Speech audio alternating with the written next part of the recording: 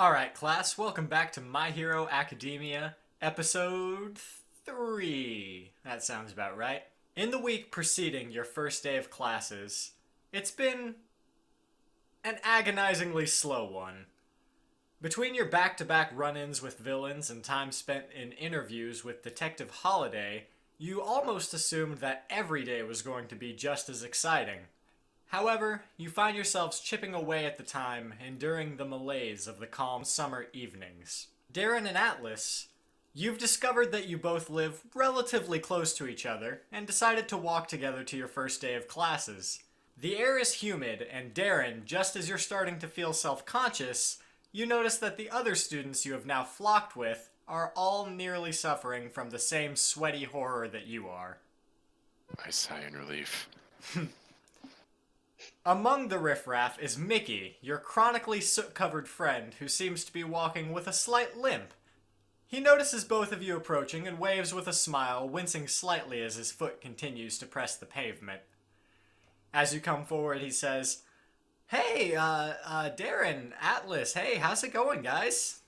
Pretty nice. I'm kind of nervous for the first day, but, and I give him a thumbs up. Atlas waves. Well, I mean, as long as you were smart enough to put on extra deodorant, I don't think anything can really go too bad. Yeah, hopefully. So anyway, I kind of, I'm not gonna like compare us or anything, but we kind of got something in common now. Tilt my head to the side. Raise an eyebrow. Yeah, it was I think 5, maybe 6 days ago. I was walking along, going to the convenience store, minding my own, and my eyes kind of go wide as I think I realize where he's going with this. I almost got mugged. Oh, is that how I motioned towards his leg? Yeah, That happened? I mean, yes and no, but yeah, mostly yes. Yeah, well, okay, let me paint a word picture for you. So there I was, walking, minding my own business, wearing my favorite shoes. You'll notice I'm not wearing them now, they're gone. And suddenly someone was like, "Hey, give me all your money, give me your wallet or whatever." And I turned around and I didn't see nobody. There wasn't anybody there, and I'm sitting there thinking, and I know what you're thinking. Why wasn't there anybody there? Were they invisible? And that's what I was thinking at the same time. And I don't know how accurate that is, but they stepped out from behind a wall, but the wall was invisible, and everything behind the wall was also invisible. I'm not sure exactly how it worked. Atlas is just looking more and more confused. They were like, what? He's counting on his fingers. Scratching the back of my head, trying to think. They walked out from behind a wall that was camouflaging them, but I couldn't see a wall there. It just looked like empty air. Huh. So obviously I was pretty frightened. This big scrawny guy with big hands. Are you familiar with Pokemon? Yeah? Atlas nods. He kind of reminded me of Mr. Mime, but less colorful and more menacing. Which is strange because Mr. Mime is also menacing enough. Mr. Crime.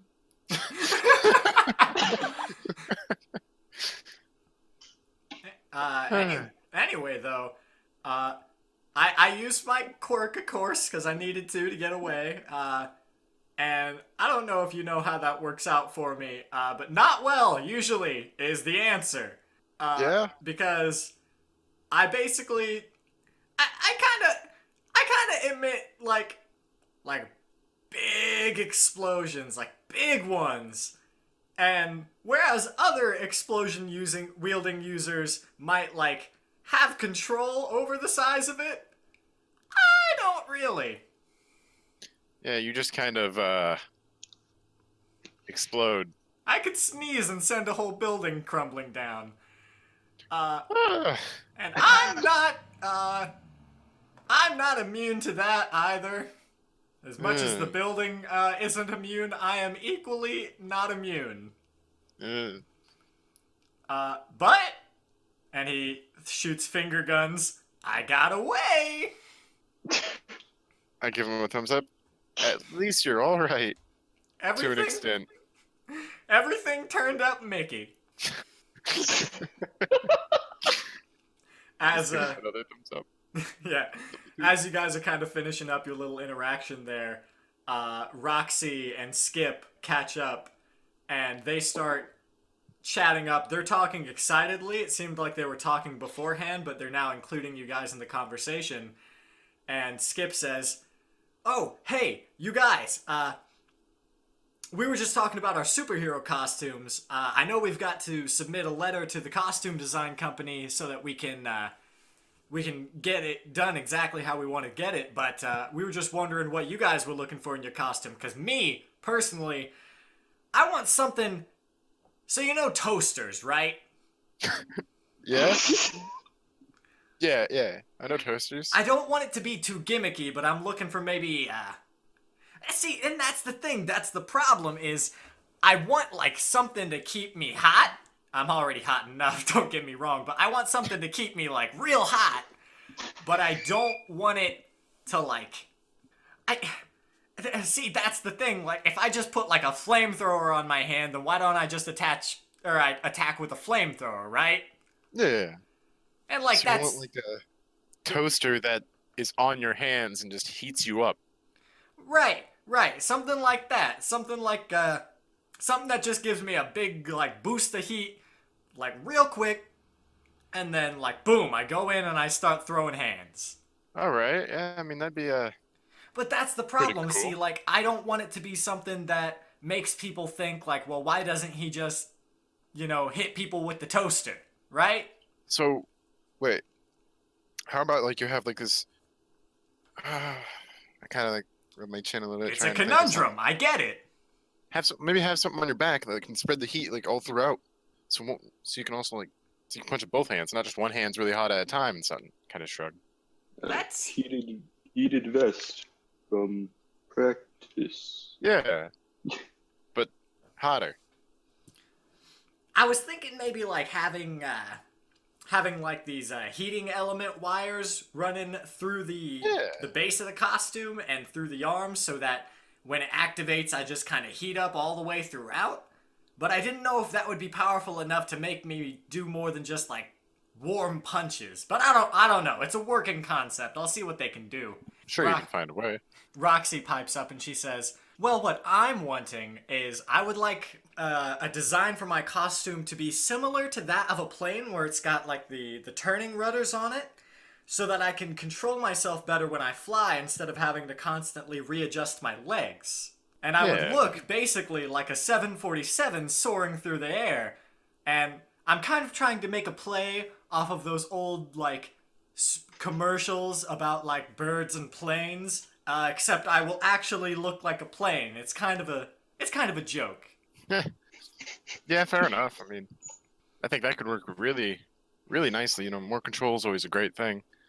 Right. What are you thinking, Darren? Really something that would help me out in areas where there's not a lot of ground and earth to, cover up one of my main weaknesses. Like, one of the things I was thinking was like shoulder pads and like sleeves or armor of a sort that was made of this hardened stone or dirt, so I could use it at any moment and extend it and, use that as a weapon. Right. Maybe strap a potted plant to your back. Basically. But cooler. Bulbasaur. And what about you, Atlas?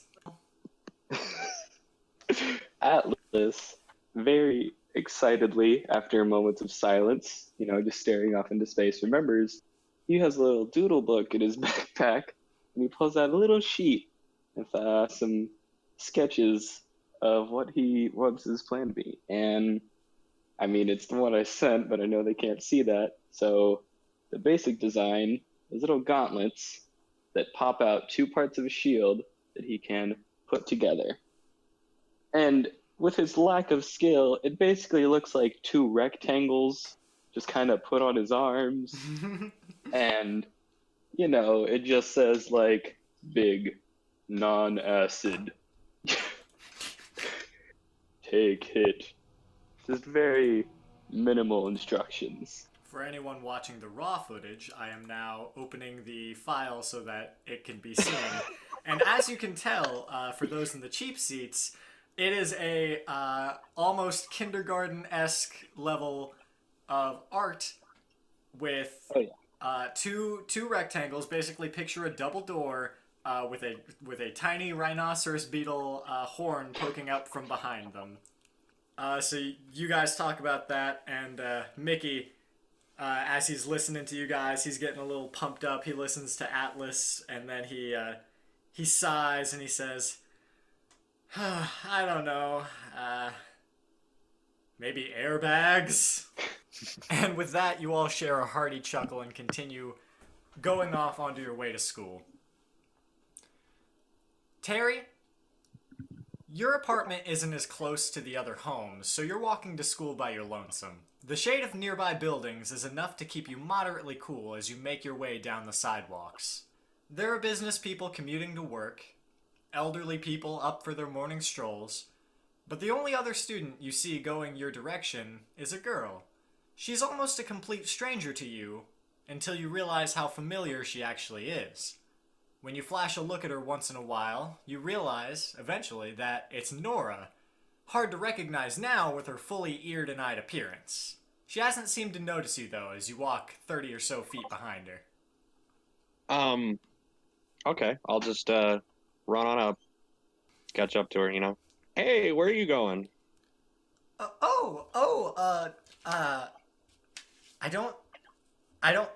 I think Detective Holliday mentioned your name, but I don't really remember it. It's cool. My name's Terry. Oh, well, I'm sure he's kept you informed, but my name's Nora, again, in case you forgot. Well, it's nice to re-meet you, obviously in better circumstances. Right, no, yeah, definitely glad not to be being chased by, Acid Lady. Anyway, I'm on my way, I guess same as you, I'm on my way to UA. I'm part of the general education department. I'm not actually in the hero course. Oh, okay. I'm sorry to hear that. I'm sure you're sorry to be in the general education course.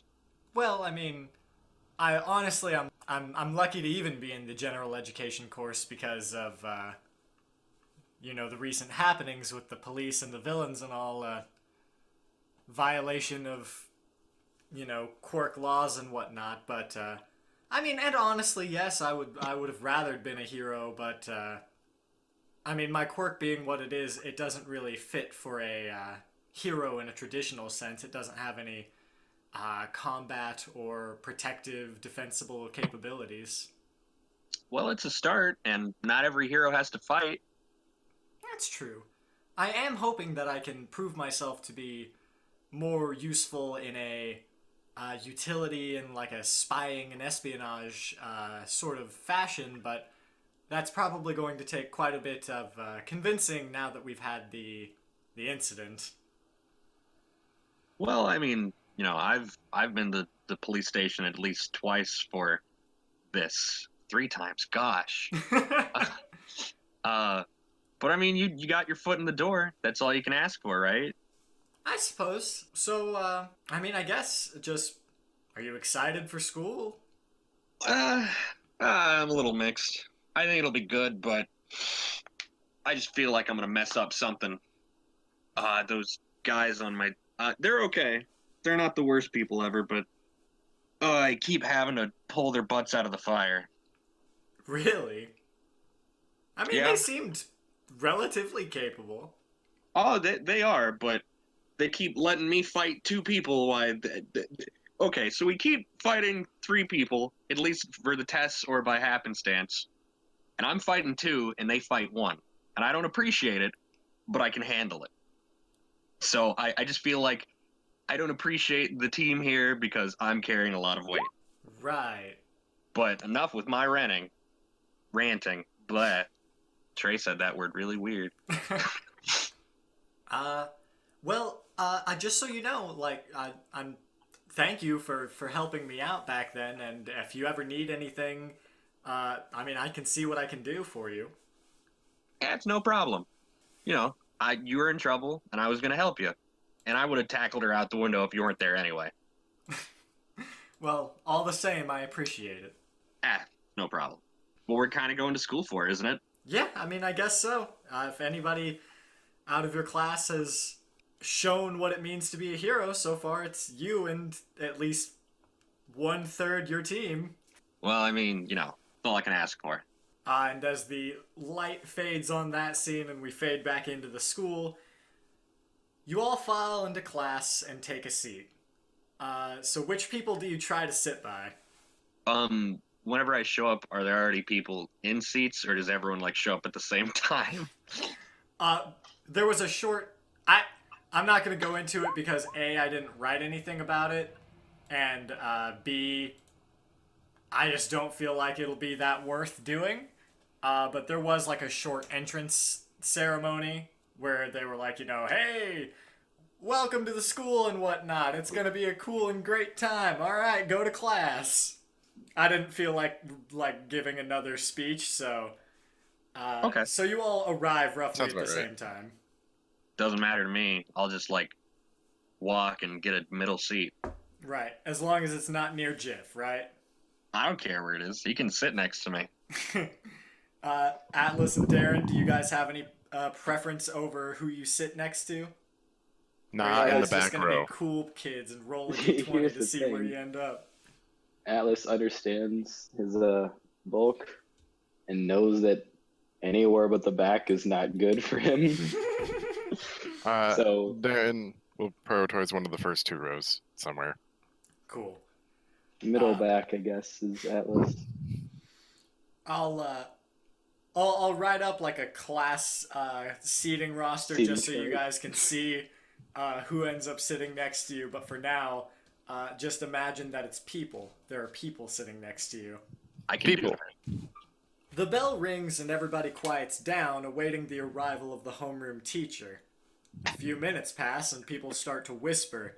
You hear Skip whispering over, Is this guy gonna show up? Is this a test? Are we supposed to do something about this? I shrug. I'm sure he'll show up in like the next 3 minutes or so. Claudia turns around in her seat and says, Does anybody know who's actually running this class? And now that she mentions it, you have no idea who's actually supposed to be heading this homeroom. I don't know. The only people that I've seen here are the principal and present Mike, so maybe we got him.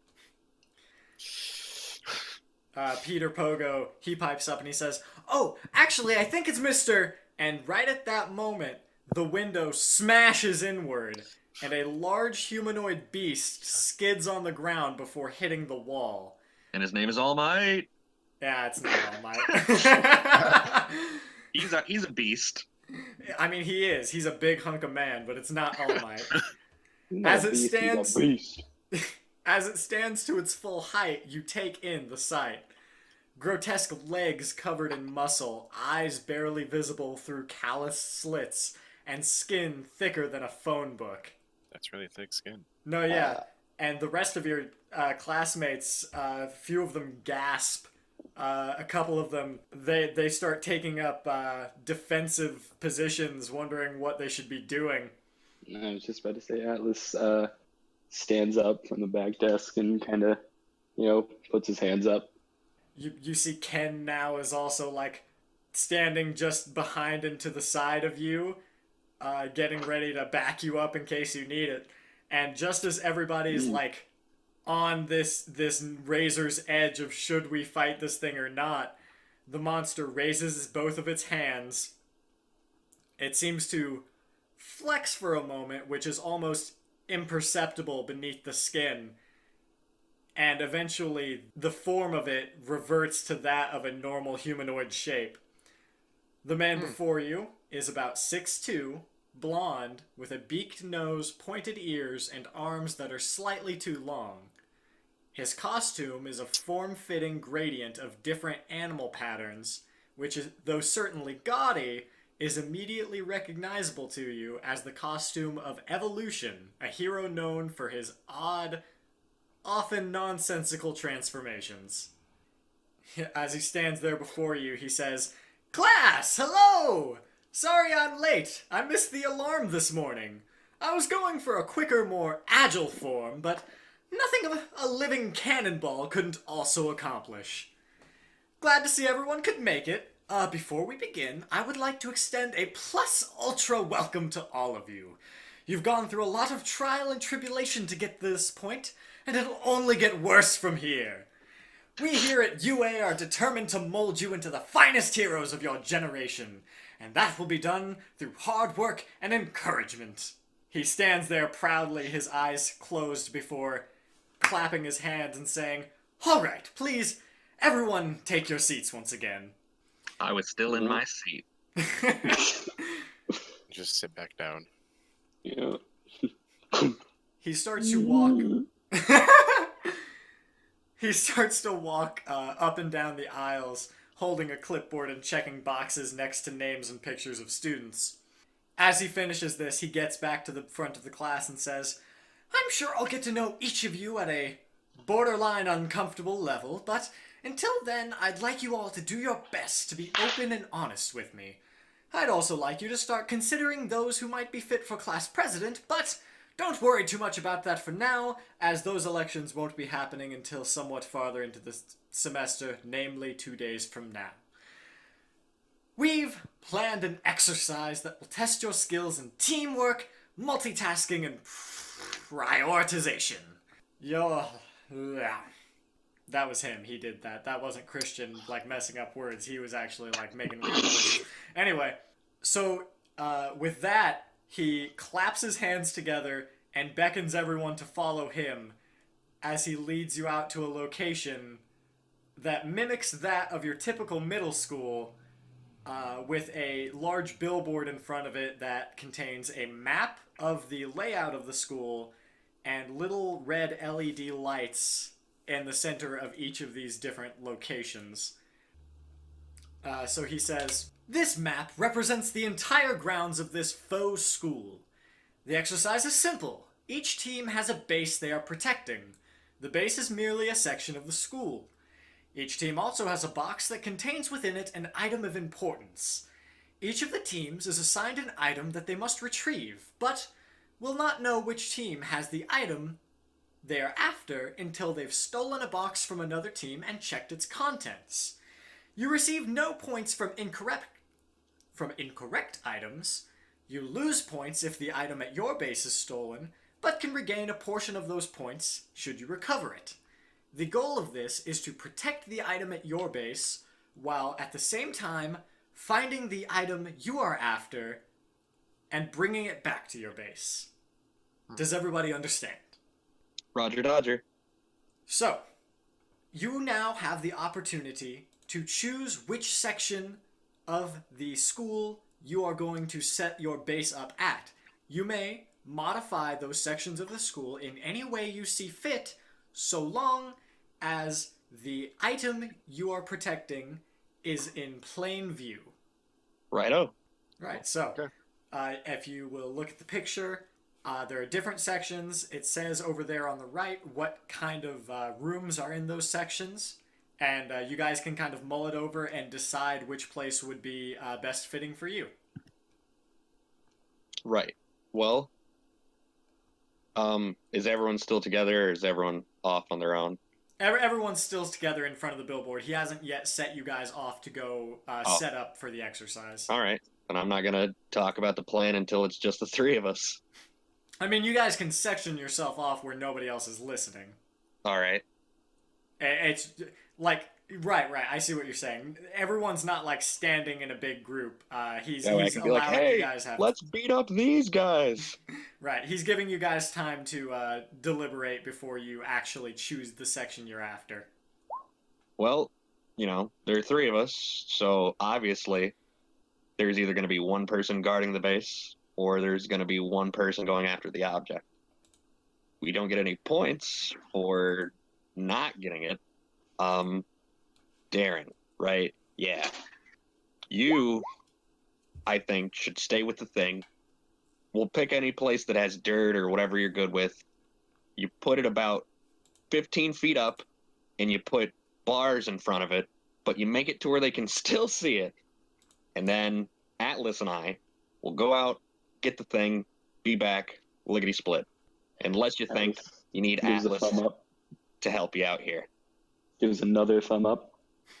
You can keep Atlas. I mean, I don't care either way. I In think fact, it would probably be easier if Atlas didn't come with me, because then I could try to stealth. Unless we're going for the direct approach.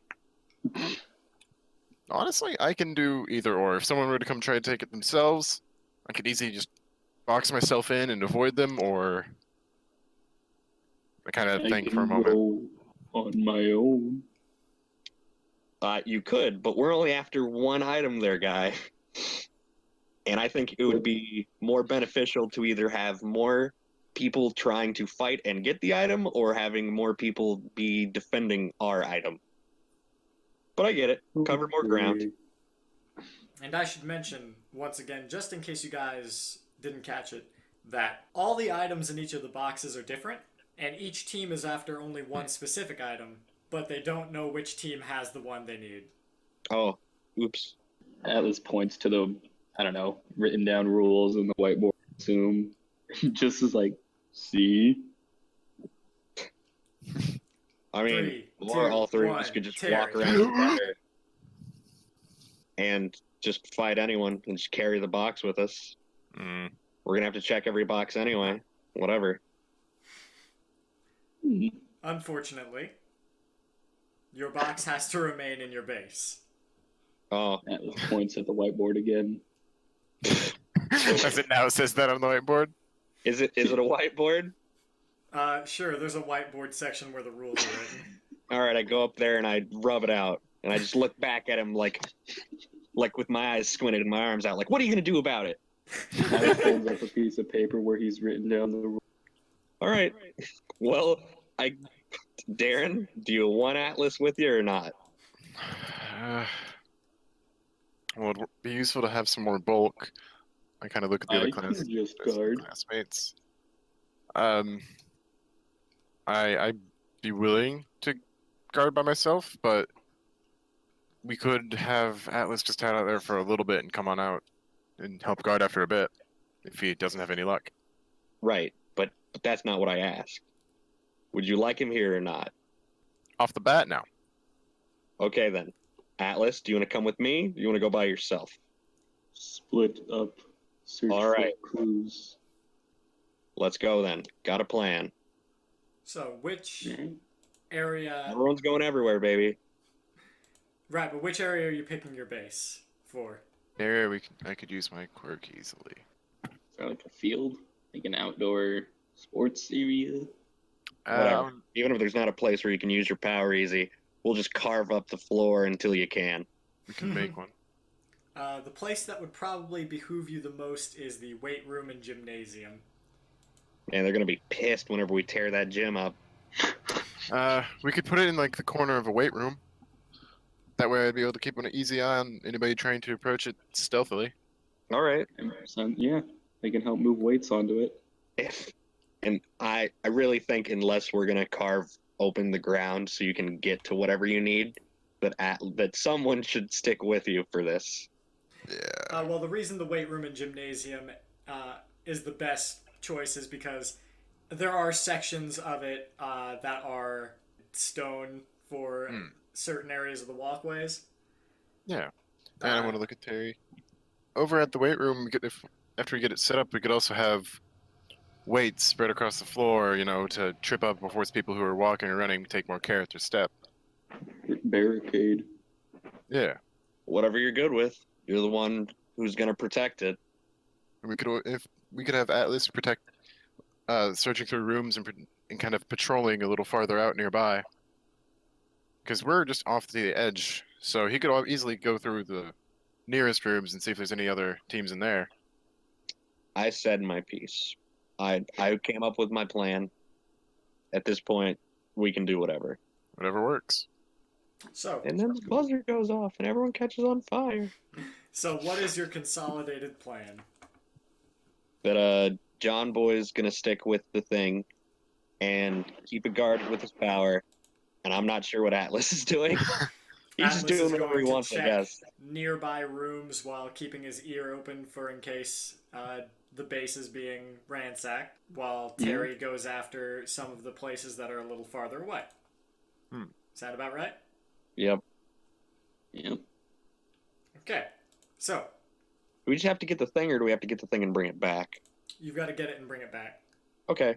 Which is why Evolution left the contingency open that if you can recover the item that was from your base before they get back to theirs, then you won't lose out on those points. Okay. So as you set up, or as you make your way to the weight room, the gymnasium, you find that it is this mostly wooden floored area for the gymnasium there on the right where there are basketball courts, and then on the left in the weight room the floor is more of a smooth, cool stone in areas padded to protect people from the ground if they're doing exercises, specific exercises, places where there are bits of padding and protectant for the ground for people who are lifting weights. But otherwise, and showers. There are also showers in the farthest corner are showers for males, and then the other corner are showers for females. And that is basically the area as it is presented to you. So where in that area are you setting your base up? And I guess Darren specifically, in what fashion are you setting it up? Keeping in mind that you've got to leave the item to where it is visible. All right. So tell me again where the stone sections were at. All the spots on the left are stone sections. Those are where the weights are located, as well as where the showers are. Okay. So in the upper right or in the upper left-hand corner is the male shower. In the middle is the weight room, and in the bottom left is the female shower. All right. So in the upper left stone section, I'd like to raise it up on a kind of a 4x4, 5x5 pillar, Okay. height, width, and such. And I'd say I raise it about probably as high up as I can while keeping it visible. Visible, which would be 10, 15 feet, I'd assume. Okay. So you lifted about 10 feet high.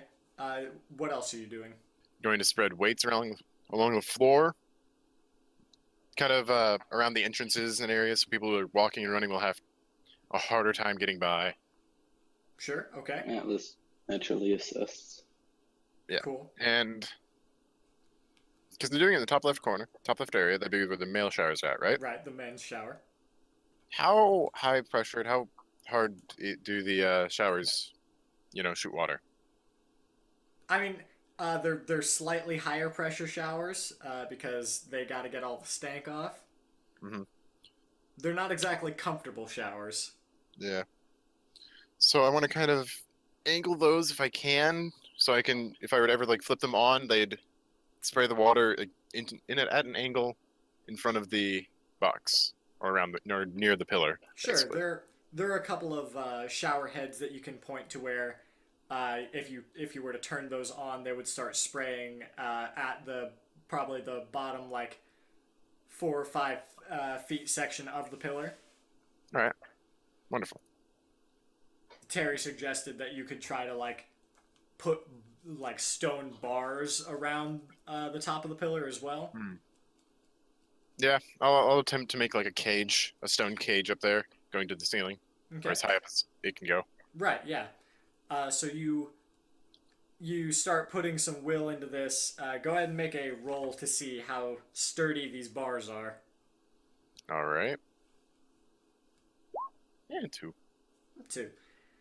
2 is good enough. You get these about 2-inch thick stone bars that lead from the top of the pillar basically right up to the ceiling, at least to this section of it. The ceiling is mostly metal rafters and then a bit of metal weatherproofing, and then the actual bits of the ceiling above. All right. And you get these bars going up there. They're kind of fit snug up against the ceiling and the rafters.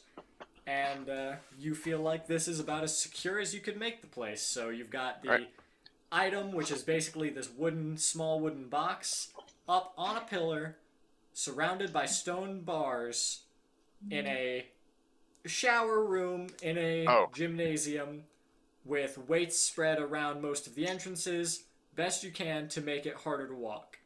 One more thing. I'd like to set up the lightest but like most frail, like a bucket kind of thing, a bucket or a lightweight above the door, so above any available door nearby. So the second someone opens that door, I could hear it. Sure. Hey, Chris. Yeah? What color's our ball inside the box? Oh, it's green. Okay. What colored ball are we going after? Purple. Okay. You have no idea who is after your item. You have no idea who holds the item you need. And the only way to figure it out is to take one. Take one and see what it is. And just to go over the rules one more time, you need to protect your item. You need to get the item you're after, and recovering items that you do not need are worth no more points. So you can take it. You can take it back to your base if you want, but you will not get extra points because of that. So after a while, it's about 15-20 minutes of people setting up their bases. You can hear over the loudspeakers Evolution's voice come back, and he says, "So, students, I'm glad to see through these cameras that... Oh, also, I've put cameras in here. I'm glad to see through these cameras that everybody has finished setting up their bases and are ready to begin with the exercise. Just some quick housekeeping tips, just some rules. Again, obviously, as with every other exercise you've been a party to, don't kill each other. Absolutely no killing each other or probably jail. Probably? Yeah.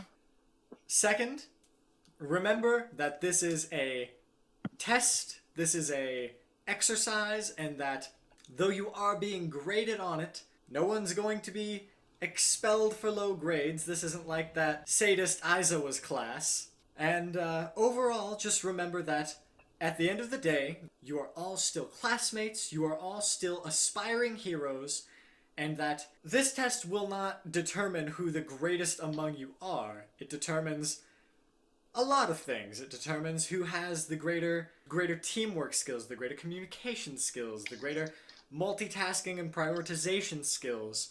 But it doesn't mean that they are automatically better than you, whoever ends up winning. It just means that we all have some things to work on. And also, let's be fair, a lot of luck goes into this exercise. Without further ado, now that everyone's preparations are fully finished, fully ready, you may now begin. And there is a big bing bong, bing bong, bing bong, bing bong. Dang. Have fun babysitting, I say as I sprint out.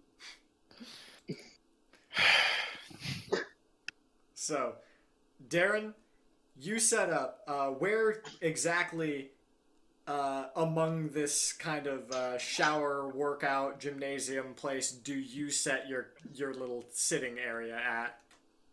Where do I sit? I'm able to hide and such. Someone isn't required to also be in sight, right? No, yeah. As long as the item is in sight, you guys can do whatever you want with the base. So if that includes hiding somewhere, it's free game. Yeah, I'm gonna hide right behind the pillar with the item. Sure, cool. Atlas? Once I see that he's got his position ready, I am just going to give him a thumbs up, and then I'm going to walk out to the left and towards that, the culinary lab, number 3 on the map if it's included. It's just Yeah, sure. straight out past the gym. Yeah, so you walk down the hallway and start tromping your way down the hall, past the music and drama rooms, and into the section of the building that holds the culinary lab, the robotics lab, and the serving/kitchen area, which I can only assume is like a kitchen. The cafeteria. Right. As you start to make your way slowly into there, the scene shifts a little, and we see Terry. Terry, where are you heading off to? I was leaving my area. I guess I would have been going through the culinary blah blah blah, since that's the closest way out of where we were. I'm You're going also through the gonna culinary lab, the robotics, and the cafeteria to try to leave out too far. But you know, Sure. leaving where the base is, because that's not where other people's things are. That's where our things are. Right, sure. So, you both start to exit, and you both start to make your way into the culinary area, both at the same time. I assume probably not stealthing yet until Atlas can properly split up from you. And as you make your way just through this little section of the culinary lab to get to the rest of the building, you can hear what sounds like muffled talking off in the distance, back towards the back of the area by the robotics lab area, and it sounds like some people are whispering, but otherwise nothing happens as of yet. I'm gonna like put a hand on Atlas and just like put my finger over my mouth. I nod. I'm gonna try to. I'm just gonna walk casually into the robotics lab, not stealth, and just walking. All right. So confused by his, request for silence, but then casual stroll. I just kind of follow behind, like, a good 5 feet back. Okay, gotcha. So, as you both start to walk towards the robotics lab, Terry, you kind of striding casually, Atlas going about as casually as possible, but somewhat tepidly because of the confusing situation that he's been placed into. You crest past it, or you crest past the hallway into the door of the robotics lab, which is left completely ajar. You are able to perfectly see within the area, and it looks like this lab has been set up to where there are several filing cabinets, tables stood up on their sides, and just a lot of materials, test tubes, beakers, dioramas. There's a skeleton. They're all just kind of all standing in the middle of the floor. I wanna put my hands over my mouth and be like, I heard you whispering. It's all right. Go ahead and make a notice roll for me. Alrighty. I rolled a 4. Nice. So yeah, as you say this, you can see over in the right corner of the room a dark black hand reaching out to reach for a filing cabinet, and you jump back instinctively as the hand touches the filing cabinet, and it just starts this Rube Goldberg chain domino reaction of everything falling in one direction towards the front of the room at you guys. You just back up. Man, out of the way. I definitely planned on talking to them, but I guess they're just gonna be jerks. No, yeah, they're probably What just going to be jerks? jerks. All right. I mean, whatever was trying to fall on us, I'll just cut it in half. Whatever. Yeah, so you Laser having pointer. seen this happen far before it did, you jumped back and readied your shot and just chopped through all of these things as they start falling. And, I want to. Go ahead. I was gonna say I want to recup my hands over my mouth and say, unless you have the thing we're after, we don't need to fight. I'm willing to tell you, we have the purple ball. We're after the green ball. Oh, Unless you have the green ball, it doesn't matter. man, Trey, you're trying to trick them. Duh. But that's so mean. What do they say back? Pretty in character. I'm gonna Yeah. need you to make some kind of social roll for that. All right. Report. Yeah, report. 3. It's pretty good. So at that moment, Dominic, having seen how easily you handled his little plan, his master plan, he steps forward and he says, all right, come on out, guys. I don't think our plan worked out quite as well as I was hoping it would, and honestly, I'm embarrassed, and I think we should just hear these guys out.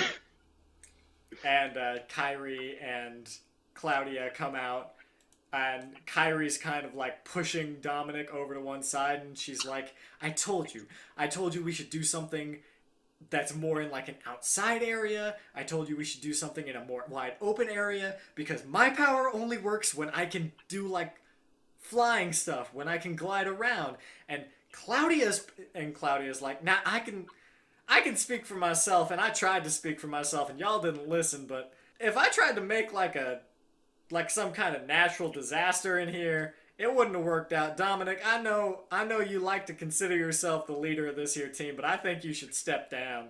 And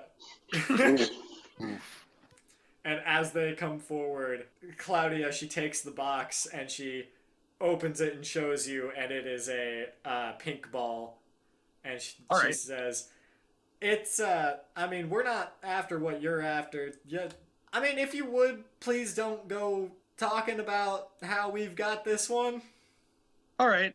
What are you after, if you don't mind me asking? We're after the red one. All right. I mean, are you guys just gonna protect your base the whole game? We had a plan we were gonna go through later. It was gonna be kind of a, I mean, I don't know, man. Like, as far as what Dominic had come up with, we were gonna like set the box in the middle of the room. It was kind of obscured. I don't know if it was breaking the rules or not, but basically he was gonna collapse all the stuff onto it, and by the time that would happen, I would already be on my way to trying to get somebody else's box. But I'm gonna be honest, things kind of got moving a little faster than we thought they would, and honestly, this whole exercise started before we were even able to make sense of the fact that this plan sucked the big one, my dude. Well, I hope whatever you had planned works out. Yeah, probably gonna do a little bit of fast, off-the-cuff revisions of this here plan. You know, if you're just looking for the red one, I'm looking for the green one. Like I said, we could do a little partnership, a little team up. Alice looks at his paper. Dominic, he pipes up and he says, I mean, at this point, I feel like we gotta go with them, right? And Kyrie's like, I mean, at this point, yes, we do, Dominic, thank you. And Claudia says, well, I'll have Dominic and Kyrie here try to make sense of the mess we done made here, but if I see it, you're looking for the green one? Yep. If I see it and I pass by you, I'll let you know where I saw it. All right. And with that, they kind of reassess their situation and allow you to leave the area completely unmolested. Okay. We walk out of the area. Hey man, your face. And we walk out of the area, and I'm just like, well, go about whatever you're doing, Atlas. But man, we almost had him. Almost had him with us. Alice, without really, never knows what to say. Just kind of points at himself and points down the hall towards the music and drama section. Just like tries to gesture that, I'll go there, you somewhere. He gestures towards the music and drama section and then points to you and gestures vaguely towards the rest of the building. Yeah. Yeah, shoot, I'm cool with splitting up. Just do me a favor and don't try to pull that fast one that I did on them on some people. I think that's maybe too many words for you. Atlas nods. I give him a thumbs up. Darren. He holds his hand up for a high five. All right, I'll give him a high five. Nice. Darren, as you are sitting there behind your pillar, awaiting any kind of confrontation. I'd like to note, I will be like peeking around every now and then, checking, and I want to have fashioned myself a stone staff Yeah, as well sure. out of the ground. Easy enough All to do. You are sitting there every now and then peeking away around the corner to see if there's anything coming. And after several minutes of doing this, you hear what sounds like a lot of crashing down the way in an adjacent area. And it unnerves you for a moment, but it doesn't seem like anything's coming your direction. And you hear over the loudspeaker a little ding, ding, ding. Sorry for interrupting, class, but today we'll be having an earthquake drill. And alarms start flaring as the entire building, which may or may not be set up on some sort of hydraulic system, starts violently shaking in all directions. I keep myself steady and look up at the box and over the floor and make sure nothing is really going awry. And over the loudspeaker, you hear Evolution's voice come over as he says, "Always expect the unexpected, students. And remember to have fun."